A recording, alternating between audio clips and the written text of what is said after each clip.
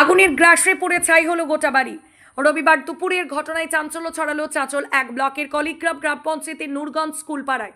এই এলাকার পেশায় দিনমজুর খাদিমুল হক ওরফে খাদর বাড়িতে ভয়াবহ অগ্নিকাণ্ডের ঘটনা।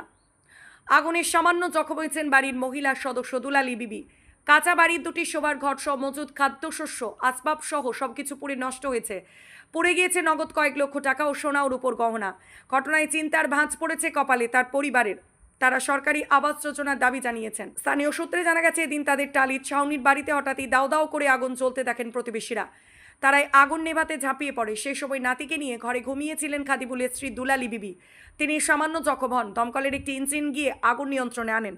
স্থানীয় বাসিন্দা বাবুল হোসেন বলেন, শর্ট সার্কিটের জেরেই আগুন লেগে থাকতে পারে। পরিবারটি নিঃস্ব হয়ে গেল। সরকারি সাহায্যের প্রয়োজন রয়েছে তাদের। ক্ষতি হলো কিনা যে ক্ষয়ক্ষতি হয়েছিল, যেটা 2,70,000 টাকা, দু বুড়ি সোনা, 5 বুড়ি চাঁদি, আর 5 কুইন্টাল ধান ছিল, আর 1 কুইন্টাল আমাদের চাল ছিল। এগুলো এসে দেখি যত কিছু সব কিছু জ্বলে খাই হয়ে গেছে, মানে কিছু নাই।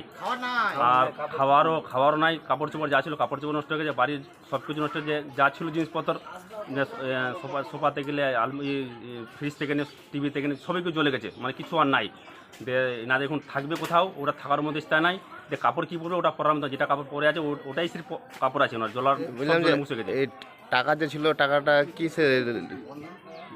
টাকাটা ওরাই বললো, বাড়ির লোকই বললো, দেখ টাকাটা এরা কিনে কিস্তি পেয়েছিল, লোন পেয়ে টাকাটা এনে রেখেছিল, যে টাকাটাকে নিয়ে হয়তো কোনো কাজে লাগাবো। ও কি করে কাজ করে? এ তো লেবার আছে, লেবার কাজ করে, বিল্ডিংয়ের লেবার। না, ও তো হারা হয়ে গেছে, ওর তো কিছু নাই আর, মানে ওর তো জমি জায়গাও নাই, কিছু নাই।